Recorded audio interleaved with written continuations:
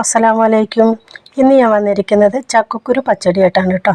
അപ്പോൾ ഒരു 10 ചക്കക്കുരു നന്നാക്കി ചെറുതാക്കി മുറിച്ച് കഴുകി അടുപ്പത്ത് വെച്ചിട്ടുണ്ട്. ഒരു ഗ്ലാസ് വെള്ളം ഒഴിച്ചു കൊടുത്തു.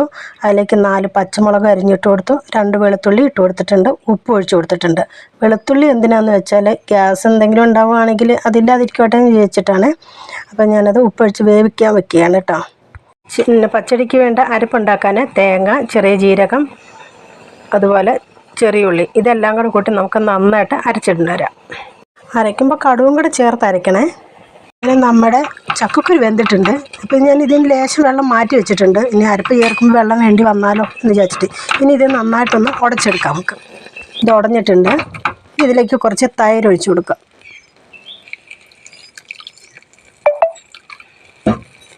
കുറച്ച് ഒഴിക്കുന്നില്ല, അധികം പുളി ഇല്ലാത്തതാണ് കേട്ടോ തൈര്.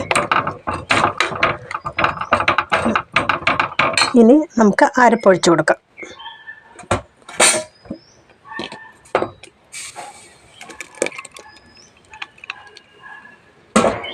ലേശം നമ്മൾ നേരത്തെ മാറ്റി വെച്ച വെള്ളം കൂടി ചേർത്ത് കുറച്ച് വെള്ളം ഇതൊന്ന് ലൂസാക്കി കൊടുക്കാം.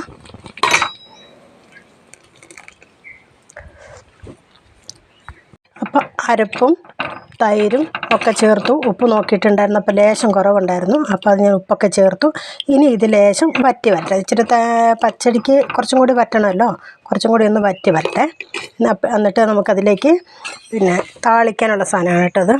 ഉള്ളി, ഉണക്കമുളക്, കറിവേപ്പില, കടുകും കൂടെ ചേർത്ത് താളിച്ച് ഒഴിക്കുക. കുറച്ചും കൂടി ഒന്ന് വറ്റിക്കഴിഞ്ഞ് കഴിഞ്ഞാൽ നമ്മുടെ ചക്കക്കുരു പച്ചടി റെഡി ആയിട്ടുണ്ട്. അപ്പോൾ എല്ലാവരും വെച്ച് നോക്കുക, കഴിക്കുക.